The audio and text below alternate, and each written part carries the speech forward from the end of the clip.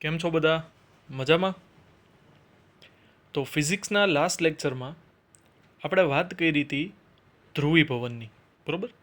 પોલરાઇઝેશનની, કે જે અણુઓ સામાન્ય પરિસ્થિતિમાં કોઈ પણ પ્રકારની ડાયપોલ મોમેન્ટ ધરાવતા નથી, તેને જો આપણે કોઈ વિદ્યુત ક્ષેત્રવાળા વિસ્તારમાં મૂકી દઈએ તો એના ઉપર તમને કંઈક નેટ ડાયપોલ મોમેન્ટ જોવા મળશે, બરોબર? તો આપણે એ વાત કરી હતી ડાઇલેક્ટ્રિક પદાર્થો માટે. હવે આ ચેપ્ટરનો સૌથી આનંદ આવી જાય એવો, સૌથી મજા આવે એવો ટોપિક આવે છે કેપેસિટર. હવે કેપેસિટર શબ્દ છે ને તમે સાંભળ્યો જ હશે, પંખામાં ક્યાંક સાંભળ્યું હશે. આમ પંખો બહુ જોઈએ એટલી સ્પીડથી ન ફરતો હોય તો તમે સાંભળ્યું હશે કે આનું કેપેસિટર બળી ગયું છે, કે કેપેસિટર ખરાબ થઈ ગયું છે. આવા કંઈક શબ્દ સાંભળ્યા હશે, બરોબર? તો તમે જુઓ ને તો પંખામાં ઉપર આમ નાનકડી એવી વ્હાઇટ કલરની ડબ્બી જેવું હોય, એ હોય આપણું કેપેસિટર. તો આ કેપેસિટર કામ શું કરે પહેલાં તો આપણે એની વાત કરીએ. તો કેપેસિટર કામ એ કરે કે શરૂઆતમાં પંખો છે ને એ બંધ છે, બરોબર? હવે તમે જો એવી સ્વિચ ચાલુ કરશો એટલે શું થાય? તો કે વાયરમાંથી ઘણા બધા વિદ્યુત ભારો છે એ જઈને પંખાને મળશે અને એ વિદ્યુત ઉર્જા મેળવશે અને પંખો ફરવાનું શરૂ કરશે. પણ તકલીફ શું પડશે કે પંખો છે ને શરૂઆતમાં સ્થિર અવસ્થામાં હશે. હવે તમને ખ્યાલ છે એમ કે કોઈ પણ પદાર્થ સ્થિર ઊભો હોય ને, ગાડી સ્થિર ઊભી હોય તો એને ગતિમાં લાવવા માટે છે ને તમારે સ્થિત ઘર્ષણની વિરુદ્ધ કાર્ય કરવું પડે. સ્થિત ઘર્ષણ છે એની અવસ્થામાંથી એને હલવા નહીં દે, પણ તમારે આ સ્થિત ઘર્ષણની વિરુદ્ધ કાર્ય કરી અને એ વસ્તુને હલાવવાની છે. પણ એક વખત જેવી ગતિમાં આવી જાય પછી સ્થિત ઘર્ષણ નહીં, પછી ગતિક ઘર્ષણની વાત થશે.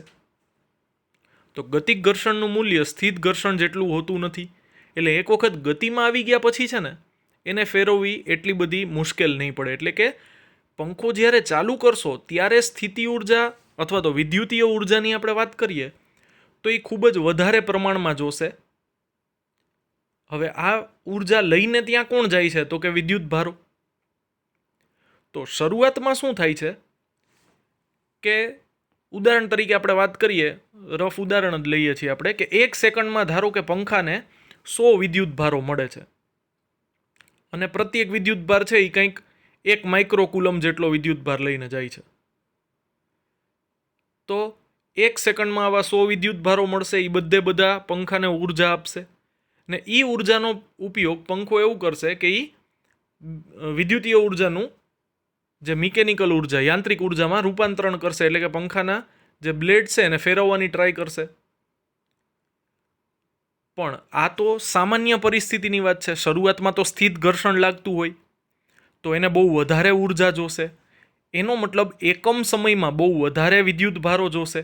ઉર્જા ક્યાંથી મળે છે? તો કે વિદ્યુત ભારો લઈને જાય છે ઉર્જા. તો એનો મતલબ એકમ સમયમાં તમારે ઉર્જા બહુ વધારે જોઈએ છીએ, એનો મતલબ વિદ્યુત ભારો વધારે જોઈએ છે, એટલે કે શરૂઆતમાં પ્રવાહ વધારે જોઈએ છે. હવે નોર્મલી આપણા ઘરમાં જે ડોમેસ્ટિક આપણે યુઝ કરીએ છીએ એમાં પાવર સપ્લાયમાં 10 થી 15 એમ્પિયર પ્રવાહ આવે મેક્સિમમ, અને પંખાને ચાલુ થવા માટે શરૂઆતમાં જોશે 25 થી લઈને 50 એમ્પિયર સુધીનો પ્રવાહ, બરોબર? તો થશે શું કે જ્યારે કેપેસિટર છે ને એ પંખો ફરતો નહીં હોય ને, બરોબર, તમે સ્વિચ ચાલુ કરી, કેપેસિટર શરૂઆતમાં શું કરશે? તો કે એ વિદ્યુત ઉર્જાનું સંગ્રહ કરશે. હવે આ ઉર્જા એમાં સંગ્રહ થતી જાય અને કેપેસિટર ચાર્જ થઈ જાય. હવે શું થશે કે તમારે જ્યારે પંખો ફેરવવો છે, ચાલુ કરવો છે, ત્યારે શું થશે? તો કે ત્યારે આ કેપેસિટર એક સાથે પોતાની બધી ઉર્જા છે ને એ મુક્ત કરી દેશે. હવે આપણે શરૂઆતમાં પ્રારંભિક જે સ્થિત ઘર્ષણ લાગતું હતું એના વિરુદ્ધ જે વધુ કાર્ય કરવું પડતું હતું, એ વધુ કાર્ય માટે જે વધુ ઉર્જા જોઈએ છે એ કોણે આપી દીધી? તો કે એ કેપેસિટરે આપી દીધી. હવે કેપેસિટરે જે ઉર્જા અત્યાર સુધી સંગ્રહ કરી રાખી હતી એ ઉર્જા આપી દીધી. એટલે કેપેસિટર એટલે બીજું કંઈ નહીં, એ એક સુવાહક છે જે વિદ્યુત ઉર્જાનો સંગ્રહ કરે છે અને એકાએક જ્યારે જરૂરિયાત પડે ત્યારે એને મુક્ત કરે છે. અહીંયા એ જ વસ્તુ મેં લખેલી છે, શરૂઆતમાં સ્થિત ઘર્ષણનો સામનો કરવા વધારે ઉર્જાની જરૂરિયાત પડે અને ત્યારબાદ આટલી વધારે ઉર્જાની જરૂરિયાત રહેતી નથી. શું કામે? તો કે પછી સ્થિત ઘર્ષણ નહીં, પછી ગતિક ઘર્ષણ આવી જશે. તો આ વાત થઈ આપણા નોર્મલ કેપેસિટરની, જેને આપણે ક્યારેય પણ કેપેસિટરની વાત આવે ને તો આપણે સમજી શકીએ કે ભાઈ કેપેસિટરનો ઉપયોગ શું. તો કે કેપેસિટરનો ઉપયોગ એટલે એ ઉર્જા સંગ્રહ કરી રાખે અને જ્યારે જરૂર પડે ત્યારે એકસાથે ઉર્જા મુક્ત કરે. બરોબર? તો આ સિમ્પલ કેપેસિટરની, બેઝિક કેપેસિટરની સમજૂતી છે. આ વસ્તુ આપણે સમજવાની છે જે ડે ટુ ડે લાઈફમાં આપણી સામે કદાચ આવે. તો કેપેસિટરનો ઉપયોગ આ રીતે થાય છે. હવે આપણે એ વસ્તુ ફિઝિક્સમાં આપણા સિલેબસમાં કઈ રીતે રહેલી છે. અત્યાર સુધી આપણે જે કંઈ પણ વાત કરી ને એ પ્રેક્ટિકલ વાત કરી. બરોબર? કે ડે ટુ ડે લાઈફમાં તમારો કેપેસિટર સાથે સામનો થાય તો એ ખરેખર શું કરે છે. પંખા અથવા કોઈ પણ આવા ઇક્વિપમેન્ટ હોય કે જેમાં કેપેસિટરનો ઉપયોગ થતો હોય તો એમાં એ શું કામ કરે છે. તમે જોતા હોય તો જનરલી આપણે ફોટોગ્રાફર હોય એ ફ્લેશનો ઉપયોગ કરતા હોય. જે પ્રોફેશનલ ફોટોગ્રાફર અથવા કોઈ પણ નોર્મલ ડિજિટલ કેમેરા હોય એમાં ફ્લેશ હોય. તો તમે જોશો કે એમાં નાનકડા એવા સેલ, બહુ નાની બેટરી યુઝ થાય છે જે આટલો વધારે પ્રવાહ છે ને એ ઉત્પન્ન ન કરી શકે. તો એમાં શું થાય કે એકાએક સાથે તમે જોશો ને તો કે મોબાઈલના કેમેરામાં અથવા આવા ડિજિટલ કેમેરામાં ક્યાંય પણ ફ્લેશ થશે ને તો એ એક સાથે ફ્લેશ થશે, એક સાથે ઉર્જા છે ને એ મુક્ત થશે. કારણ કે એમાં પણ કેપેસિટર રહેલા હોય. તો જે બહુ નાનકડા એવા આકારના હોય અને જે ઉર્જાનો સંગ્રહ કરે ને જ્યારે જરૂર પડે ત્યારે એને મુક્ત કરતા હોય છે. તો આ તો આપણે બેઝિક સમજૂતી જોઈ કેપેસિટરની. હવે આપણે જે ફિઝિક્સમાં આવે છે એ કેપેસિટરની વાત કરીએ. તો કે ધારો કે આપણે બે સુવાહક લીધા. હવે આ બે સુવાહકને આપણે એકબીજાથી કંઈક અંતરે ગોઠવા છે. હવે અહીંયા સુવાહક છે એ કોઈ પણ આકારનો હું લઈ શકું છું. તો આવા કોઈ પણ આકારના સુવાહક લીધા મેં. હવે એને મેં છે ને બેટરી સાથે જોડ્યા. તો અહીંયા એક સુવાહક સાથે ધન છેડો બેટરીનો, બીજા સુવાહક સાથે ઋણ છેડો બેટરીનો મેં જોડેલા છે. તો શું થશે? તો કે ધીરે ધીરે છે ને આ સુવાહક પર વિદ્યુત ભાર પ્રસ્થાપિત થશે. એટલે કે ધન પ્લેટ સાથે જોડેલો છે ત્યાં ધન વિદ્યુત ભાર, ઋણ પ્લેટ સાથે જોડેલો છે ત્યાં ઋણ વિદ્યુત ભાર. તો ધીરે ધીરે બંને પર વિદ્યુત ભાર જમા થવાના શરૂ થશે. હવે આપણે ભણી ગયા એમ કે સુવાહક ઉપર વિદ્યુત ભાર સપાટી ઉપર જ રહે, અંદર ન રહી શકે. તો ધારો કે આ જે સુવાહક છે એની ઉપર ચાર્જ વધતા વધતા, વિદ્યુત ભાર વધતા વધતા કેટલો થયો? તો કે +Q. સામે એટલો જ -Q વિદ્યુત ભાર તમને બીજા સુવાહક પર જોવા મળે છે. હવે આપણે ભૂલી જઈએ કે આ વસ્તુને આપણે બેટરીથી જોડેલી હતી. તો આ કેસમાં તમે અનંત અંતરેથી વિદ્યુત ભાર લઈ આવ્યા સુવાહક પર. તો તમારે કંઈક કાર્ય કરવું પડે. તો તમને યાદ હોય તો સૌથી પહેલો વિદ્યુત ભાર લઈ આવશો ને એને લઈ આવવા માટે કાર્ય નહીં કરવું પડે. કારણ કે એનો વિરોધ કરવાવાળું કોઈ છે જ નહીં. પણ હવે ધારો કે તમે બીજો વિદ્યુત ભાર લઈ આવ્યા તો એનો વિરોધ પેલો વિદ્યુત ભાર કરશે. ત્રીજો વિદ્યુત ભાર લઈ આવ્યા તો એનો વિરોધ આ પેલો ને બીજો કરશે. તમને યાદ હોય તો આપણે ઓલું વિન્ડ ટનલ પંખાની વાત કરી હતી કે પેલો વ્યક્તિ જઈને પંખો ચાલુ કરે તો બીજાનો એ વિરોધ કરશે, બીજો જઈને પાછો હજી એક પંખો ચાલુ કરશે તો ત્રીજાનો વિરોધ બે જણા ભેગા મળીને કરશે. તો આ રીતે આપણને ખ્યાલ જ છે એમ કે જેમ જેમ આ સુવાહક પર વિદ્યુત ભાર વધતો જશે ને એમ શું થતું જશે? તો કે નવા વિદ્યુત ભારને લઈ આવવા માટે કરવું પડતું કાર્ય પણ વધતું જશે. અને કરવું પડતું કાર્ય એટલે સ્થિતિ ઉર્જાનો ફેરફાર. અને એ જે તે વિદ્યુત ભારના મૂલ્યના ગુણોત્તરમાં આમ લઈએ તો આ થતું હતું વિદ્યુત સ્થિતિમાન. યાદ આવે છે? બરોબર.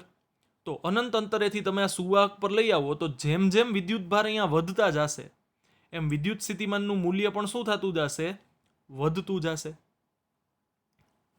તો પેલો જે સુવાહક છે એના પરનું વિદ્યુત સ્થિતિમાન V1 છે, બીજા પરનું વિદ્યુત સ્થિતિમાન V2 છે, અને V1 માઇનસ V2 એ આ બે સુવાહકોના વિદ્યુત સ્થિતિમાનનો તફાવત છે.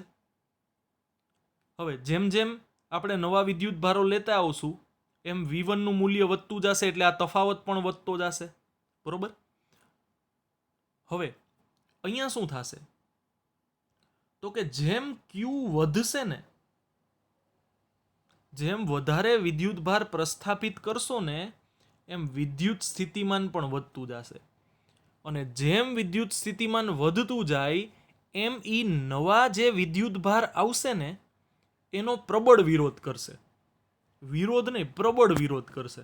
કારણ કે જેમ જેમ Q નું મૂલ્ય વધતું જાય એમ શું થશે તો કે નવા જે વિદ્યુત ભારો આવે છે એની ઉપર જે બળ લગાડે છે એ વધારે ને વધારે બળ વધતું જશે. તો એનો મતલબ જેમ વિદ્યુત ભાર વધતો જશે એમ વિદ્યુત સ્થિતિમાન પણ વધતું જશે. તો જો તમે ચલે છે ની નિશાની દૂર કરો તો એક અચળાંક મૂકવો પડે. આ અચળાંક અહીંયા આપણે C મૂકીએ છીએ, જ્યાં C છે ને એ કેપેસિટન્સ છે. હવે જો હું આ કેપેસિટન્સને સૂત્રનો કરતા બનાવું તો મને આવું કંઈક સૂત્ર મળશે, C બરાબર Q/V. તો Q ઇક્વલ્સ ટુ CV અને C બરાબર Q/V. એનો મતલબ કે જે તે કેપેસિટરનું કેપેસિટન્સ એ શું છે તો કે વિદ્યુત ભાર અને વિદ્યુત સ્થિતિમાનનો ગુણોત્તર. એ શું છે? વિદ્યુત ભાર અને વિદ્યુત સ્થિતિમાન વચ્ચેનો ગુણોત્તર છે. બરોબર. તો આપણને એમ થાય કે C છે એ તો Q ઉપર પણ આધાર રાખે છે અને V ઉપર પણ આધાર રાખે છે. પણ હકીકતમાં શું છે ખબર છે? C છે ને એ Q અને V બંનેથી સ્વતંત્ર છે. બેમાંથી કોઈ પણ ઉપર આધાર રાખતું નથી. આવું શું કામે તો કે સમજીએ. જો શરૂઆતમાં અહીંયા કોઈ વિદ્યુત ભાર નહોતો તો Q બરાબર 0, તો વિદ્યુત સ્થિતિમાન પણ કેટલું? 0. પણ જેવું હવે તમે વિદ્યુત ભાર લઈ આવ્યા અનંત અંતરેથી તો Q વધ્યો. સામે આ Q કોના લીધે આ Q વધ્યું તો V વધશે. હવે આ V કોના લીધે વધ્યું તો કે Q વધ્યું છે એટલે. હવે જેમ જેમ વિદ્યુત ભાર વધતું જશે એમ વિદ્યુત સ્થિતિમાન પણ વધતું જ જશે. જો વિદ્યુત ભાર એટલો બધો વધારે નહીં લઈ આવો તો વિદ્યુત સ્થિતિમાન એટલું બધું વધારે નહીં વધે. એનો મતલબ Q અને V એકબીજા ઉપર આધાર રાખે છે. પણ આ જે સુવાહકની લાક્ષણિકતા છે ને, વિદ્યુત ભારના સ્વરૂપમાં ઉર્જાને સંગ્રહ કરવાની ક્ષમતા, જેને કેપેસિટન્સ કહેવાય છે. કેપેસિટન્સ કોને કહેવાશે તો કે સુવાહકની વિદ્યુત ભારના સ્વરૂપમાં વિદ્યુત ઉર્જા સંગ્રહ કરવાની ક્ષમતા. આવી ક્ષમતા કોની પાસે હોય તો કે કેપેસિટર પાસે. કેપેસિટર શેનું બનેલું હોય તો કે સુવાહકનું બનેલું હોય. તો આપણે પહેલાં જ કીધું કેપેસિટરનો ઉપયોગ આપણે કરશું ઉર્જા સંગ્રહ કરવા માટે, અને જ્યારે જરૂર પડશે ત્યારે એક સાથે મૂકી દેશે, એટલે કે ઉર્જા મુક્ત કરશે. હવે કોઈ પદાર્થનું, કોઈ કેપેસિટરનું કેપેસિટન્સ વધારે છે, આના પરથી તમે શું કહી શકો તો કે કેપેસિટન્સ વધારે છે એનો મતલબ Q અને V નો ગુણોત્તર મોટો છે. હવે Q અને V ના ગુણોત્તર મોટા હોવાનો મતલબ શું? કોઈ કેપેસિટરનું કેપેસિટન્સ વધારે છે, કોઈ કેપેસિટરનું કેપેસિટન્સ ઓછું છે. તો આનાથી તમે કહેવા શું માગો છો? કહેના ક્યાં ચાહતે હો? તો આનાથી આપણે એવું કહેવા માંગીએ છીએ કે આપણે ઉદાહરણ લઈએ. બરોબર, બીજી બધી ચર્ચાઓ પછી કરશું. ઉદાહરણ લઈએ. ધારો કે એકમની વાત કરીએ તો વિદ્યુત ભાર શેમાં મપાય તો કે કુલમમાં, અને વિદ્યુત સ્થિતિમાન શેમાં મપાય તો કે વોલ્ટમાં. તો એનો એકમ શું થશે? કુલંબ પ્રતિ વોલ્ટ. હવે ધારો કે કોઈ કેપેસિટરનું કેપેસિટન્સ છે ને 2 કુલંબ પ્રતિ વોલ્ટ છે. એનો મતલબ ઈ થશે 2 કુલમ ના છેદમાં 1 વોલ્ટ. એનો મતલબ જો તમે 2 કુલમ જેટલો વિદ્યુત ભાર અહીંયા પ્રસ્થાપિત કરશો કેપેસિટર ઉપર, તો વિદ્યુત સ્થિતિમાનનો વધારો કેટલો થશે? 1 વોલ્ટ. ક્યારે? જ્યારે તમે 2 કુલમ જેટલો વિદ્યુત ભાર લઈ આવ્યા. હવે ધારો કે બીજું કોઈ કેપેસિટર છે જેનું કેપેસિટન્સ વધારે છે, જેના માટે કેપેસિટન્સનું મૂલ્ય 10 કુલમ્બ પ્રતિ વોલ્ટ છે. આનો મતલબ શું? તો કે હવે તમે 10 કુલમ્બ જેટલો વિદ્યુતભાર લઈ આવશો ને ત્યારે જઈને એનું વિદ્યુત સ્થિતિમાન 1 વોલ્ટ જેટલું થશે. ટપા પડતા હે? જેમ જેમ વોલ્ટેજ વધતા જશે, વિદ્યુત સ્થિતિમાન વધતું જશે, એમ જે નવો વિદ્યુતભાર આવશે ને એને આવવામાં તકલીફ પડશે. પણ જો વધારે વિદ્યુતભાર લઈ આવીએ અને વિદ્યુત સ્થિતિમાન એટલું બધું ન વધે, તો એનો મતલબ કે ઈ કેપેસિટરનું કેપેસિટન્સ એટલે કે એની વિદ્યુત ઉર્જા, વિદ્યુત ભાર સંગ્રહ કરવાની ક્ષમતા છે ને એ વધારે છે. હવે આ બેમાં ફેર શું? તો કે ધારો કે હું આ 2 કુલમ્બ પ્રતિ વોલ્ટ વાળું જે કેપેસિટર છે ને એની ઉપર 10 કુલમ્બ જેટલો વિદ્યુતભાર લઈ આવું, તો શું થશે? 10 કુલમ્બ લઈ આવવા માટે મારે આને 5 વડે ગુણવા પડે અંશને, તો છેદને પણ શેના વડે ગુણવા પડે? 5 વડે. એનો મતલબ જ્યારે તમે આ જેનું કેપેસિટન્સ 2 કુલમ્બ પ્રતિ વોલ્ટ હતું ને એની ઉપર તમે 10 કુલમ્બ વિદ્યુતભાર લઈ આવ્યા ને, તો વિદ્યુત સ્થિતિમાન કેટલું વધી ગયું? 5 વોલ્ટ. હવે 5 વોલ્ટ વિદ્યુત સ્થિતિમાન વધી ગયું તો એ નવા વિદ્યુતભારનો બહુ વિરોધ કરશે કે નહીં? પણ જો તમે 10 કુલમ્બ પ્રતિ વોલ્ટ વાળા કેપેસિટર ઉપર 10 કુલમ્બ વિદ્યુતભાર લઈ આવ્યા તો વિદ્યુત સ્થિતિમાન ખાલી કેટલું વધ્યું? 1 વોલ્ટ. એનો મતલબ હજી એની ઉપર વધારે વિદ્યુતભાર આવી શકશે, એટલો બધો વિરોધ નહીં કરે, કારણ કે વિદ્યુત સ્થિતિમાન બહુ વધારે વધ્યું નથી. તો કેપેસિટન્સનો મતલબ બીજું કાંઈ નથી કે તમે જેટલો વિદ્યુતભાર લઈ આવો એની સામે એના વિદ્યુત સ્થિતિમાનમાં કેટલો વધારો થાય છે, કેટલું વિદ્યુત સ્થિતિમાન ઉત્પન્ન થાય છે, એ બેના ગુણોત્તરને આપણે કહેશું એનું કેપેસિટન્સ. હવે કેપેસિટન્સ આપણે કીધું એમ કે સી અને વી ઉપર એટલે કે ક્યુ અને વી ઉપર વિદ્યુત સ્થિતિમાન અને વિદ્યુત ભાર ઉપર આધાર રાખતું નથી, કારણ કે જેમ વધારે વિદ્યુત ભાર લઈ આવશો એમ વધારે વિદ્યુત સ્થિતિમાન જોવા મળશે. તો એ આધાર કોની ઉપર રાખે છે? તો કે આધાર રાખે છે સુવાહકોની ભૌમિતિક રચના પર. હવે ભૌમિતિક રચના એટલે એનો આકાર, માપ, એનું અંતર. હવે આ જે અંતર છે ને એ શું છે? તો કે 2 સુવાહક, આપણે 2 તંત્ર લીધા ને, બરોબર, 2 ભાગ લીધા, એ 2 વચ્ચેનું અંતર થશે ડી. આકાર તો કે ગોળાકાર છે, ચોરસ છે, તકતી છે, કેવા આકારની છે એની ઉપર આધાર રાખશે. પછી એનું માપ એટલે કે એનું ક્ષેત્રફળ કેટલું મોટું છે એની ઉપર આધાર રાખશે. આ આખી વસ્તુ છે ને આ ટોપિક આપણે આ લેક્ચરના એન્ડમાં જોશું, બરોબર. એન્ડ સુધીમાં આ વસ્તુ ક્લિયર થઈ જશે કે કેપેસિટન્સ શેની ઉપર આધાર રાખે છે, બરોબર. અત્યારે આ વસ્તુ ખાલી મગજમાં રાખીએ. તો આપણે વાત કરી કે કેપેસિટન્સનો ભૌતિક અર્થ શું? તો કે વધારે સારું કેપેસિટર કોને કહેવાશે? તો કે જે વધારે વિદ્યુત ભાર સંગ્રહ કરી શકે, સામે વિદ્યુત સ્થિતિમાનનો વધારો એના માટે બહુ મોટો ન હોય, બરોબર. 2 વિદ્યુત ભારો, 2 સુવાહકો છે, 2 કેપેસિટરો છે, એ 10 કુલમ વિદ્યુત ભાર સંગ્રહ કરે છે, પણ સામે એકનું વિદ્યુત સ્થિતિમાન 1 વોલ્ટ જેટલું જ વધે છે, બીજાનું 5 વોલ્ટ વધે છે. તો કોનું કેપેસિટન્સ એટલે કે વિદ્યુત ભાર સંગ્રહ કરવાની ક્ષમતા સારી કહેવાય? તો કે 10 કુલમ પ્રતિ વોલ્ટ માટે, કારણ કે એમાં 10 કુલમ જેટલો વિદ્યુત ભાર સંગ્રહ પામે છે, સામે વિદ્યુત સ્થિતિમાન 1 વોલ્ટ જ જોવા મળે છે. ટપા પડતા હે? તો આ કેપેસિટન્સનો ભૌતિક અર્થ છે. હવે કુલમ પ્રતિ વોલ્ટ આમ બોલવામાં થોડુંક મજા નથી આવતી, એટલે આપણે એને સ્પેશિયલ એક નામ આપી દઈએ, ફેરેડ, બરોબર. તો કેપેસિટન્સ છે ને એનો એકમ છે ફેરેડ, અને એની સંજ્ઞા આવી કંઈક છે. કેપેસિટરને દર્શાવવા માટે આવી કંઈક સંજ્ઞાનો ઉપયોગ થાય છે. હવે આવી સંજ્ઞા શું કામે થાય છે ને એ હમણાં ખબર પડી જશે, કારણ કે આ 2 પ્લેટ છે જેને તમે આડેથી જોવો છો, બરોબર. ધારો કે આવી 2 પ્લેટ હોય, બરોબર. આપણે જેમ કીધું ને, જો અહીંયા કે 2 ભાગ રાખીએ છીએ, તો આ 2 ભાગ તો હું કોઈ પણ આકારના લઈ શકું. તો આ જે 2 ભાગ છે ને એને હું સામેથી જોઈશ. 2 પેજ હોય એને તમે આમ પકડીને ઊભા હોય અને એને તમે સાઈડમાંથી જુઓ તો તમને ખાલી આમ 2 લાઈન જ દેખાય ને. અને આને આપણે જોઈડી હતી કોની સાથે? તો કે બેટરી સાથે. તો એટલા માટે થઈને આમ 2 છેડા દૂર જતા હોય એવી આની સંજ્ઞા છે. કોની? કેપેસિટરની. હવે જો કેપેસિટરનું કેપેસિટન્સ ફિક્સ હોય, અચળ હોય, તો એની સંજ્ઞા આવી આવે. અને જો કેપેસિટરનું કેપેસિટન્સ બદલાતું હોય એટલે કે ચલ હોય, તો એવા કેપેસિટરને ચલિત કેપેસિટન્સ વાળું કેપેસિટર કહેવાય. એની સંજ્ઞા કંઈક આવી થશે. બરોબર. હવે 1 ફેરેડ છે ને, એટલે કે 1 કુલમ્બ પ્રતિ 1 વોલ્ટ, આને 1 ફેરેડ કહેવાશે. તો આ છે ને બહુ મોટું મૂલ્ય છે. વ્યવહારમાં ફેરેડ વપરાતું નથી. એટલા માટે થઈને આપણે એના નાના એકમોનો વધારે ઉપયોગ કરશું, જે છે મિલીફેરેડ, માઇક્રોફેરેડ, નેનોફેરેડ, પાઇકોફેરેડ.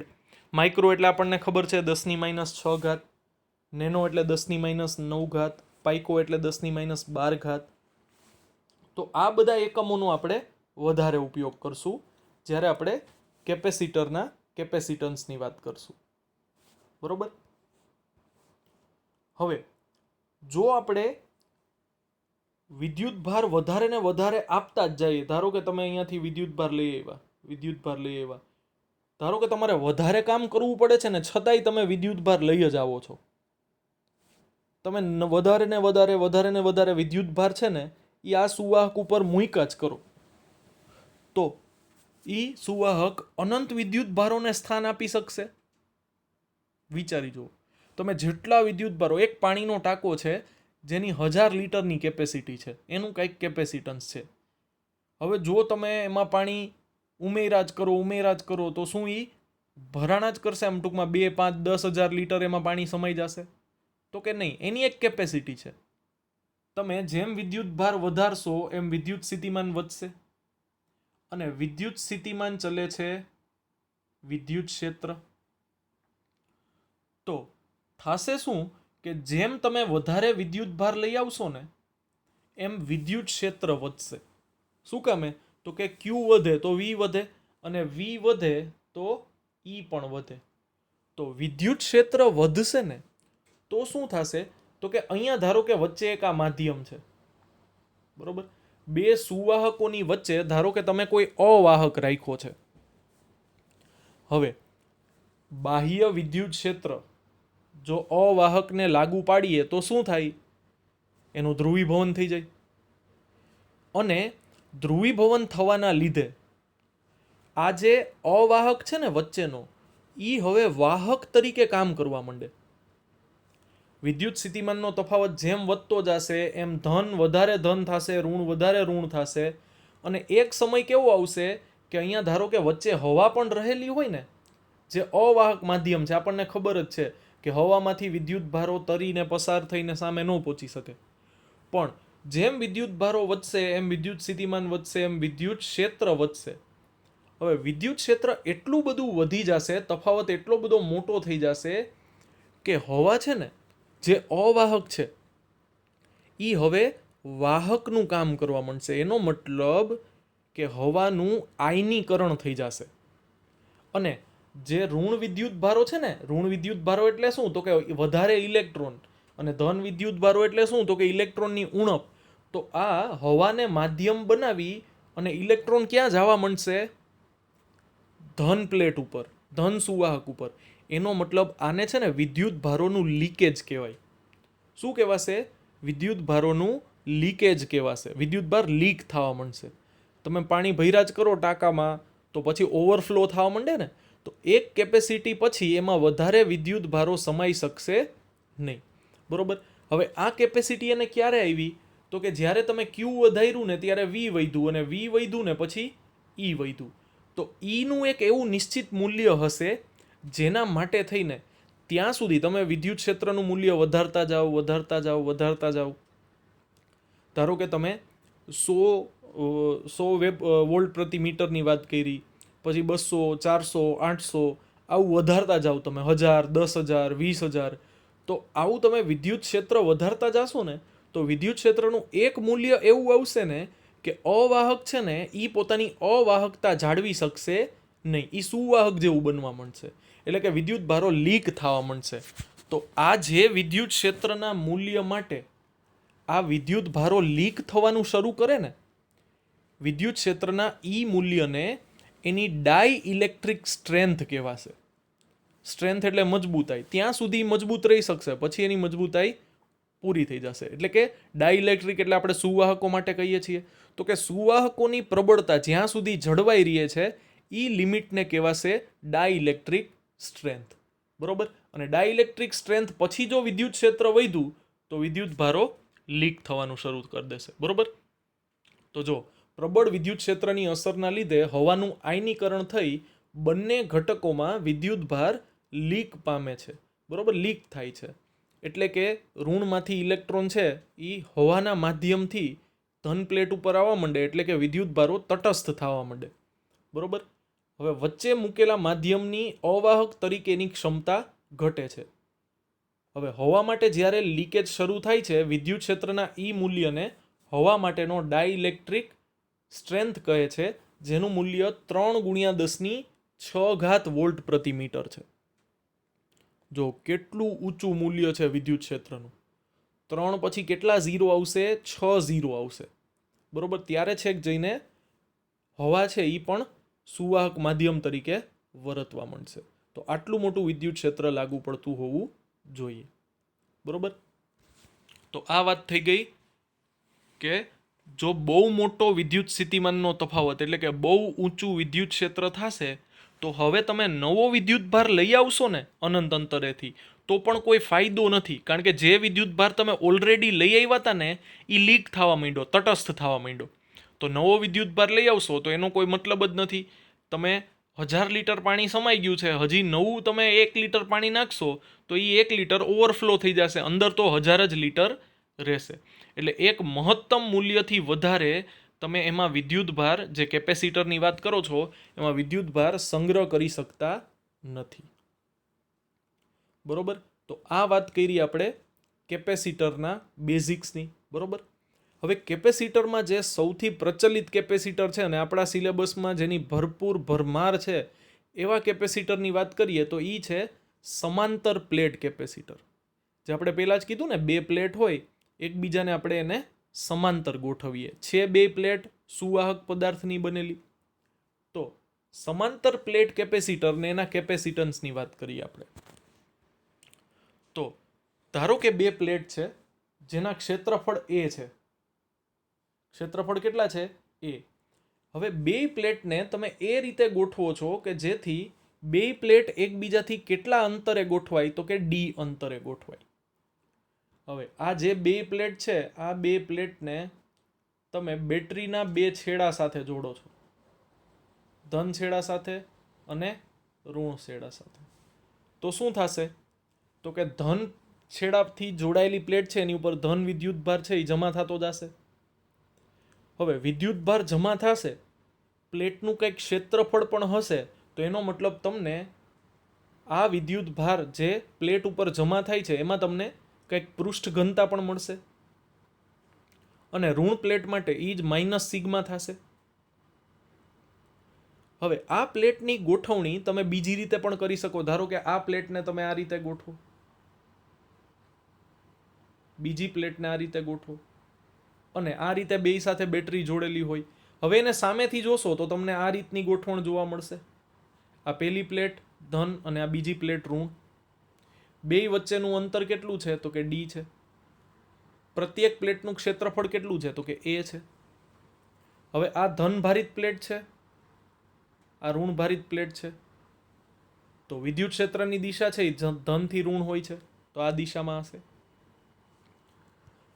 હવે આપણે વાત કરીએ 3 જગ્યાએ આ 2 પ્લેટના લીધે કેટલું વિદ્યુત ક્ષેત્ર લાગુ પડે ને એની.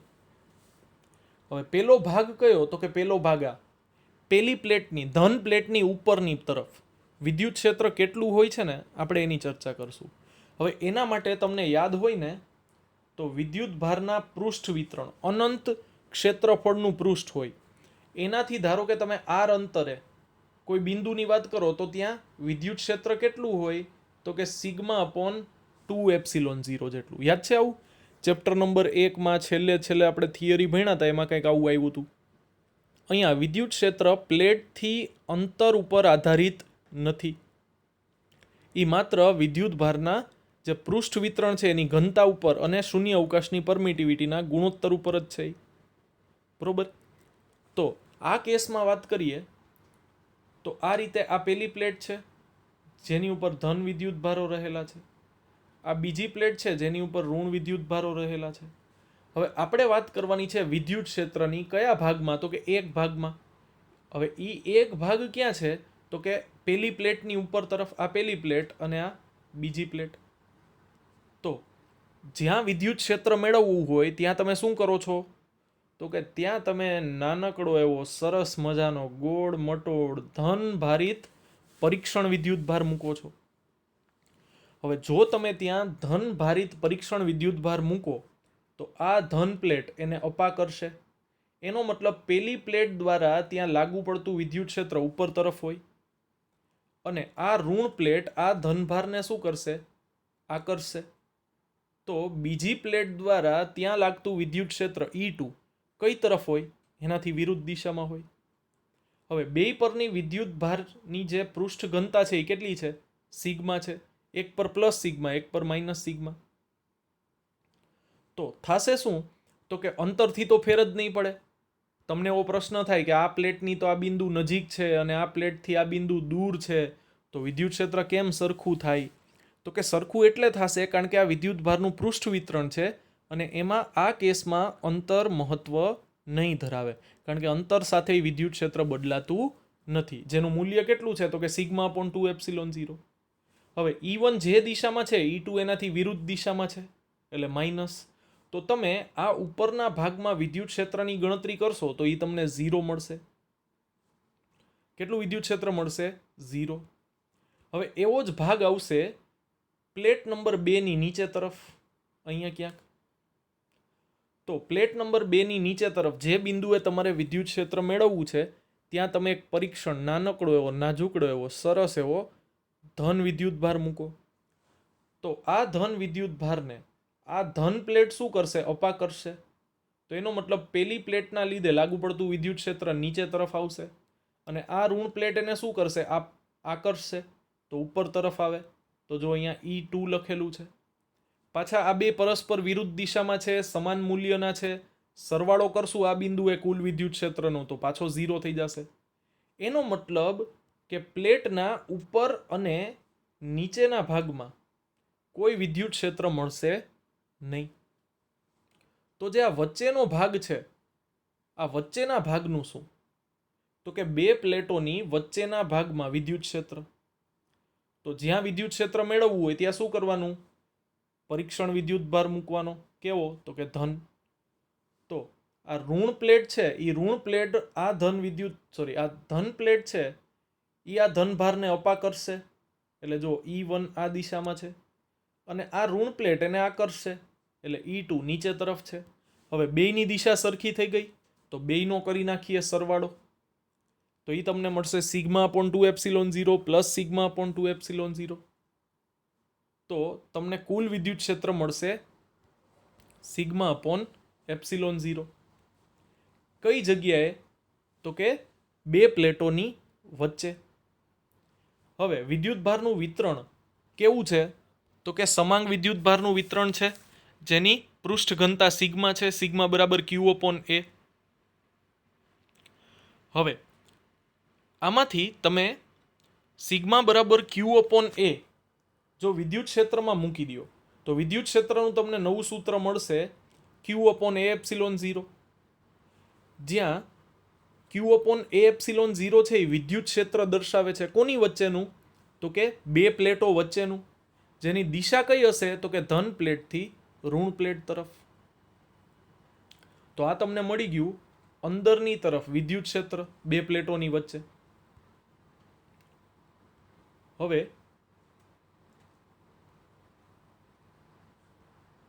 આપણી પાસે V બરાબર ED આવો સંબંધ છે. યાદ આવે છે આપણે શું લખતા હતા, E બરાબર માઇનસ dV બાય dx. યાદ આવતા હે? તો સંકલન કરી નાખીએ તો તમને V બરાબર શું મળશે, તો કે E ઇન્ટુ એક્સ, જ્યાં એક્સ અંતર છે અને અહીંયા અંતર કેટલું છે, તો કે બે પ્લેટો વચ્ચેનું અંતર D છે. તો V બરાબર ED લખું. હવે ઈનું જે મૂલ્ય મળ્યું એને હું આમાં મૂકી દઉં, ક્યુ અપોન એ એપ્સિલોન 0. તો તમને વીનું આવું મૂલ્ય મળ્યું. હવે સી બરાબર ક્યુ અપોન વી આવો સંબંધ આપણને ખબર છે. તો એમાં વીની આ કિંમત મૂકી દઈએ તો શું થશે? ક્યુ સાથે ક્યુ કેન્સલ થઈ જશે. ક્યુ સાથે ક્યુ શું થઈ જશે? કેન્સલ થઈ જશે. એપ્સિલોન 0 એ છે, છેદનો છેદ અંશમાં આવી જશે. તો તમને કેપેસિટન્સનું સૂત્ર શું મળશે? તો કે એપ્સિલોન 0 એના છેદમાં ડી, જ્યાં એપ્સિલોન 0 શું છે? શૂન્ય અવકાશની પરમિટિવિટી. એ શું છે? પ્રત્યેક પ્લેટનું ક્ષેત્રફળ. અને ડી શું છે? બે પ્લેટો વચ્ચેનું અંતર. ડી શું છે? બે પ્લેટો વચ્ચેનું અંતર. તો આ તમને શું મળ્યું? સમાંતર પ્લેટ કેપેસિટરના કેપેસિટન્સનું સૂત્ર. બરોબર. હવે જે આપણે ઈસવીસન પૂર્વે લેક્ચર ચાલુ થયો ત્યારે વાત કરી હતી કે સુવાહકોની ભૌમિતિક રચના પર કેપેસિટન્સ આધાર રાખે છે. એમાં શું હતું? આકાર. તો કે ચોરસ આકાર છે. બે પ્લેટ લીધી આપણે, એ કેવી છે? ચોરસ પ્લેટ છે. બરોબર. બે એકબીજાથી કેટલા અંતરે ગોઠવાય છે? તો કે બે એકબીજાથી ડી અંતરે ગોઠવાય છે. પ્રત્યેક પ્લેટનું કેટલું ક્ષેત્રફળ છે? તો કે પ્રત્યેક પ્લેટનું ક્ષેત્રફળ છે એ. એનો આકાર કેવો છે? તો કે ઈ એના ક્ષેત્રફળમાં આવી જશે. અંતર કેટલું છે? તો કે ડી. માપ તો કે આ લંબાઈ આવી જશે. બરોબર. ઈ ક્ષેત્રફળમાં, આકાર અને માપ બે ક્ષેત્રફળમાં, અને અંતર છે એ અહીંયા આપેલું છે. તો બધી જ વસ્તુ કવર થઈ ગઈ. જો આપણે શું કીધું કે એનું કેપેસિટન્સ કોની ઉપર આધાર રાખે? તો કે એના આકાર, માપ અને અંતર પર. તો તમને અહીંયા જે સંબંધ મળ્યું એમાં જો બીજી કોઈ વસ્તુ છે? આપણે શું કીધું? સી છે ને એ ક્યુ અને વી થી સ્વતંત્ર છે.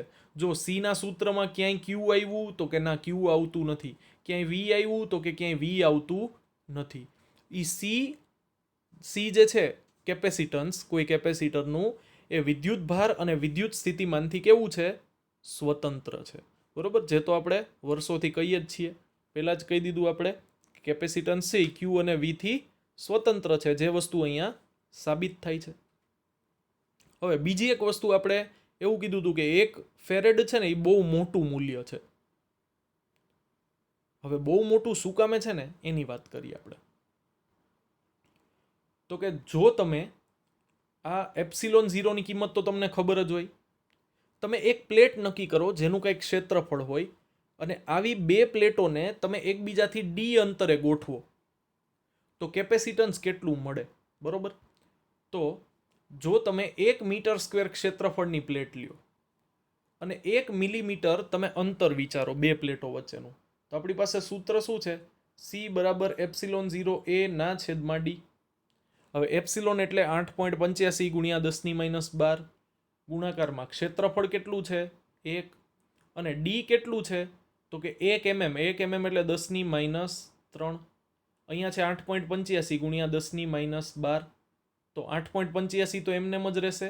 10⁻12 માંથી 10⁻3 કેન્સલ થશે તો જવાબ વધશે 10⁻9. તો જો તમને કેપેસિટન્સ કેટલું મળ્યું જ્યારે તમે 1 મીટર સ્ક્વેર ક્ષેત્રફળની પ્લેટ લીધી બે, અને એ બેને એકબીજાથી કેટલા અંતરે ગોઠવી? 1 મિલીમીટર અંતરે ગોઠવી. તો ધારો કે તમારે, આપણે વાત કરીએ 1 ફેરેડ બહુ મોટું છે, પણ એ આપણને ખબર કેમ પડશે? તો કે જો આપણે 1 ફેરેડ કેપેસિટન્સ જોઈએ અને બે પ્લેટો વચ્ચેનું અંતર આપણે 1 સેન્ટીમીટર રાખવું છે, એનાથી વધારે નથી રાખવું, તો આપણી પાસે સી છે, એ છે, સોરી એ નથી, અને આપણી પાસે સી અને ડી છે. એપ્સિલોન 0 ની કિંમત તો ખબર જ હોય, તો તમને એ મળી જશે.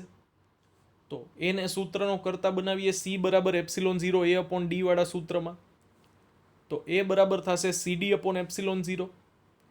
સી તો કે 1 ફેરેડ, ડી એટલે કે બે પ્લેટો વચ્ચેનું અંતર 1 સેન્ટીમીટર એટલે 10⁻2, અને એપ્સિલોન 0 તો 8.85 ગુણ્યા 10⁻12 છે જ. તો તમને ક્ષેત્રફળ લગભગ છે ને 10⁹ મીટર સ્ક્વેર મળશે. વિચાર કરી લ્યો, 10⁹ મીટર સ્ક્વેર. જો તમારે 1 ફેરેડનું કેપેસિટર બનાવવું હોય ને તો એક પ્લેટનું ક્ષેત્રફળ કેટલું લેવાનું છે? 10⁹ મીટર સ્ક્વેર. બહુ મોટું. અને એ બે પ્લેટને પાછી એકબીજાથી કેટલા અંતરે રાખવાની છે? 1 સેન્ટીમીટર અંતરે રાખવાની છે. ત્યારે જઈને તમને 1 ફેરેડ કેપેસિટન્સ મળશે. બરોબર? તો 1 ફેરેડ કેપેસિટન્સ બહુ જ મોટું છે. જો તમે 1 મીટર સ્ક્વેરની પ્લેટ લીધી ક્ષેત્રફળની અને 1 mm અંતરે રાખ્યા તો નેનો ફેરેડના માપનું કેપેસિટન્સ મળ્યું ને. તો આ રીતે જે આપણે વાત કરી કે 1 ફેરેડ છે એ બહુ મોટો આંકડો છે.